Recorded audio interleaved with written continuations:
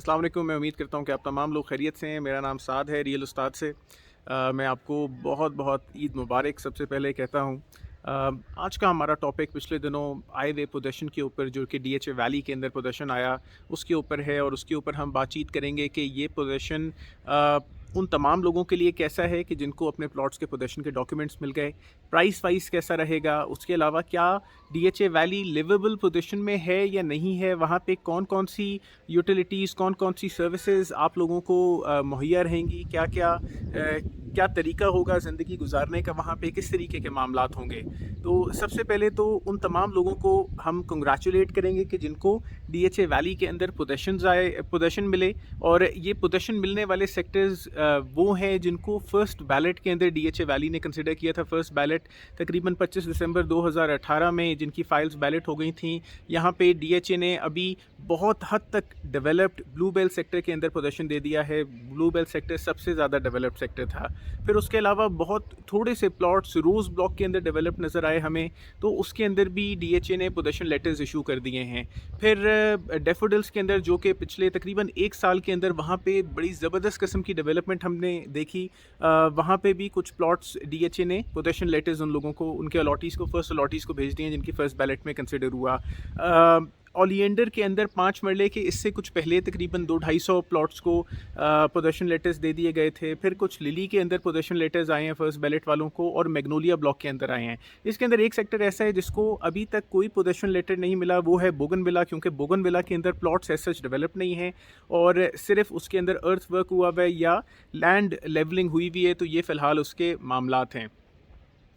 इससे बहुत सारे लोगों को ज़बरदस्त किस्म का इम्पैक्ट आया। सबसे पहले तो प्राइस वाइज हमने बहुत ज़्यादा ग्रोथ देखी, और वो 8 मरले का प्लॉट जो कि ब्लू बेल में होते हुए मार्केट के अंदर तकरीबन ट्रांसफरेबल फ़ाइल 22 से 23 लाख रुपए की वर्थ होल्ड करती थी 12 पेड के साथ, और सर्विस डेवलपमेंट चार्जेस अलग से। वो फ़ाइल मार्केट के अंदर तकरीबन 30 से 35 लाख रुपए डिमांड के अंदर फ्लोट होना शुरू हो गई। यानी इसका मतलब ये है कि कीमत में अप्रॉक्सीमेटली पोजीशन की न्यूज़ आने से या पोजीशन लेटर लोगों को मिलने से तकरीबन 10 से 12 लाख रुपए की ग्रोथ। तो ये तकरीबन 10 से 12 शायद ज़्यादा हो जाएगा, हम कह सकते हैं कि 7 से 10 लाख रुपए की ग्रोथ मार्केट के अंदर देखी गई, और लोगों को डेफिनेटली उससे फ़ायदा हुआ। और इसी तरीके से हर सेक्टर के अंदर ग्रोथ आएगी, वो तमाम सेक्टर्स की जिसके अंदर लोग अब घर बना सकते हैं, और डीएचए ने उनको अलाउ कर दिया कि भाई आओ अपना पोजीशन लो, जो भी पोजीशन के चार्जेस बनते हैं वो पोजीशन के चार्जेस अदा करो, और ठीक है अपना घर बनाओ वहाँ पे। तो मेरा ख्याल है कि ये एक पॉजिटिविटी लेकर आएगा डीएचए वैली के अंदर, और ये पॉजिटिविटी वो है जिसका इंतज़ार कर रहे थे बहुत सारे लोग बहुत सारे टाइम से। फिर डेफिनेटली ये तो हमने इसका एक प्राइस ब्रैकेट और प्राइस जो हम देख लिया। अगर 5 मरले का प्लॉट है, जो 5 मरले की ऑलरेडी उसकी फाइल थी, अगर ब्लू बेल के अंदर भी हम देखें तो जो फाइल तकरीबन 13.5 से 14.5 लाख के अंदर मार्केट के अंदर फ्लोट हो रही थी, 14, 14.5, 15 लाख रुपए की फर्स्ट बैलेट की फ़ाइल थी। तो ये तमाम फाइल्स मार्केट के अंदर तकरीबन अब 19 टू 20 लाख रुपीज़ फेच कर सकेंगी 12 इंस्टॉलमेंट पेड के साथ, और service development charges once again अलहदा से मिलेंगे। तो बैलेटिंग का इतना ज़बरदस्त किस्म का भारी इम्पैक्ट डीएचए वैली को मिला है। और वो प्राइसेस, अभी भी ये प्राइसेस वैसे तो कम है 2008 के प्रोजेक्ट के हिसाब से, लेकिन वो जो जंप डीएचए वैली जिसका इंतज़ार कर रहा था, फाइनली वो जंप इस प्रोजेक्ट के अंदर आना शुरू हो गई है। और हम ये उम्मीद करते हैं कि आने वाले वक्त के साथ ये मामला और ज़्यादा बेहतरी की तरफ जाएगा। अब हम लिवेबिलिटी के ऊपर बात करेंगे कि क्या आप लोग वहाँ पे अपनी ज़िंदगी गुजार सकते हैं। क्या ऐसी पॉसिबिलिटी है कि वो तमाम लोग के जिनको पोजीशंस मिल गए हैं, या वो तमाम लोग के जिनको डीएचए कह रहा है कि आओ आके पोजीशन ले लो, क्या वो अपना घर भी बना सकेंगे? क्या उन्हें पानी, बिजली, गैस मुयस्सर होगा? क्या सिक्योरिटी मुयस्सर होगी? क्या वो एक पीसफुल एनवायरनमेंट में अपना घर बना सकेंगे? तो इसका जवाब मैं इस तरीके से शुरू करूँगा कि बिजली मिल जाएगी। पानी, अगर आपके घर तक लाइंस नहीं भी आ रही तो डीएचए वाटर टैंकर्स के थ्रू आपके घर पे पानी पहुंचा देगा। गैस नहीं मिलेगी। क्या लिवेबल है? घर बनाया जा सकता है?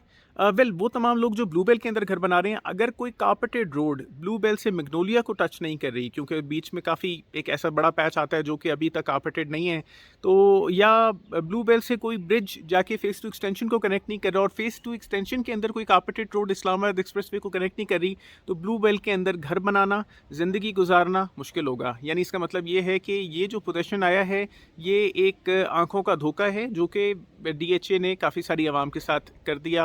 आफ्टर 11 years ऑफ वेट, 11 साल इंतज़ार के बाद DHA ने ये दिया जो कि DHA को देना नहीं चाहिए था। DHA की साख्त के ऊपर नहीं है ये।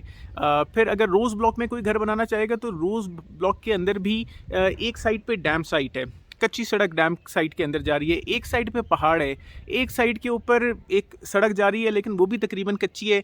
4 गलियां डेवलप्ड हैं कुल, और उन 4 गलियों में भी आप घर नहीं बना सकते। तो रोज़ ब्लॉक के अंदर अगर जो फर्स्ट बैलेट जिसको मिल भी गया है तो आप घर नहीं उसके अंदर बना सकते।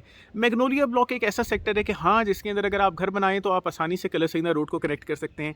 एक कारपेटेड सड़क ओलिएंडर से मैग्नोलिया की तरफ जा रही है। ओलिएंडर के अंदर DHA होम्स बने हुए हैं जिसके अंदर तकरीबन 8 मरले के 30 से घर पोजेशन के काबिल हो गए हैं। बहुत सारे ऐसे घर हैं जो कि अभी तक पोजेशन के काबिल नहीं हुए, ग्रे स्ट्रक्चर फॉर्मेट में, RCC फॉर्मेट में, लेकिन वो भी हम ये उम्मीद करते हैं कि अनकरीब तैयार हो जाएंगे, बन जाएंगे। लिली ब्लॉक एक ज़बरदस्त ब्लॉक है कि जिसके अंदर भी घर बनाया जा सकता है, रहा जा सकता है, क्योंकि DHA होम्स हैं, मस्जिद है, मार्केट है, तो बहुत सारी चीज़ें अवेलेबल हैं। तो DHA होम के अंदर भी हम ये काम कर सकते हैं।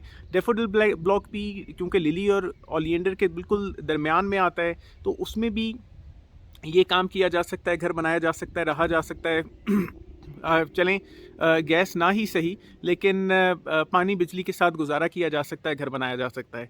अब मैं बताऊं कि अगर आप एक घर बनाएंगे तो आपको वहाँ पे क्या कॉस्ट्स लगेंगी, और उस घर को बनाने के मुकाबले में अगर आप एक DHA होम ख़रीद लेते हैं तो वो कितने का आपको पड़ेगा। एक 5 मरले का घर बना रहे हैं तो तकरीबन 60-65 लाख रुपए में एक 5 मरले का घर बनता है, डबल स्टोरी। वेरेज अगर आप एक सिंगल स्टोरी 5 मरले का घर प्लॉट समेत, डेफिनेटली उसमें प्लॉट शामिल है, DHA होम ले लेते हैं तो वो तकरीबन 40-45 की ब्रैकेट के अंदर आपको मिल जाता है।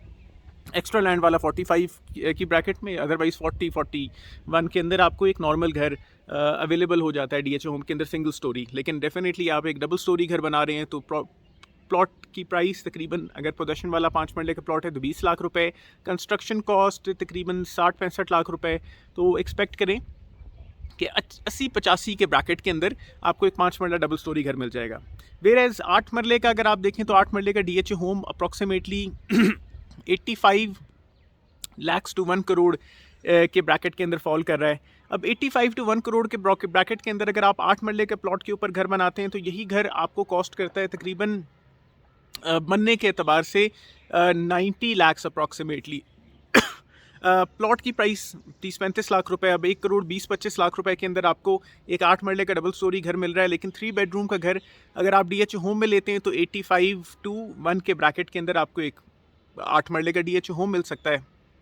तो मेरा ये ख्याल है कि DHA के अंदर, वैली के अंदर अभी बहुत कुछ लैकिंग है। कमर्शियल बैलेटिंग नहीं हुई हुई, दुकानों की बैलेटिंग नहीं हुई हुई, बहुत सारी चीज़ों का इंतज़ार है, बहुत सारी फाइल्स की बैलेटिंग नहीं हुई हुई।